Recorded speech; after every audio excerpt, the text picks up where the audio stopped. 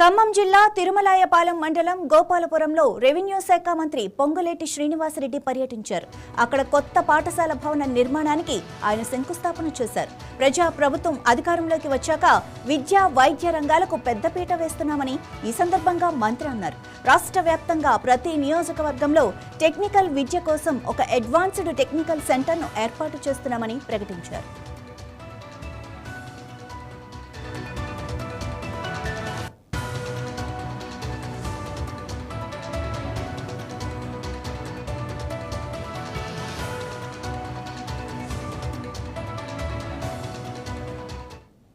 అనేక నియోజకవర్గాల్లో కార్యరూపం దాల్చి ఫలితాలు కూడా ఒక్కొక్కటి ఈనాడు వస్తున్నాయి.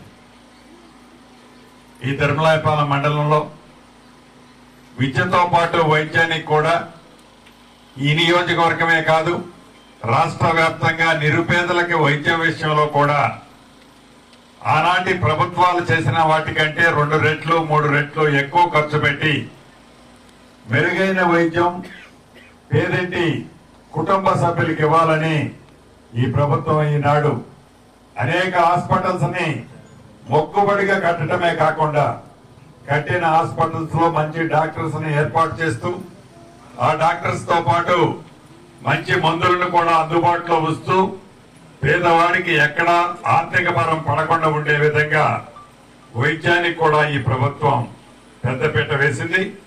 ఇక రైతుల విషయానికి ప్రభుత్వం కని విని ఎరగని రీతిలో రైతుల పక్షపాతి ప్రభుత్వంగా కూడా ముందుకెళ్లింది. ఆడబిడ్డలకి 0 వడ్డీకి గడిచిన 2.5 సంవత్సరాల్లో 63,000 కోట్ల రూపాయలు 0 వడ్డీకి రుణాన్ని ఇప్పించిన ప్రభుత్వం, మీరు ఆశీర్వదించిన ప్రభుత్వం.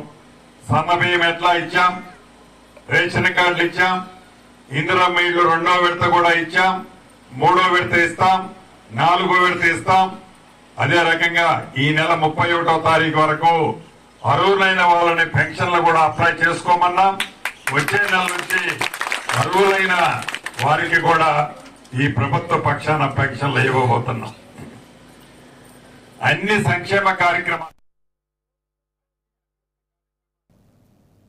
నిర్మల్ జిల్లా కడెం పట్టణంలో దొంగలు బీభత్సం సృష్టించారు.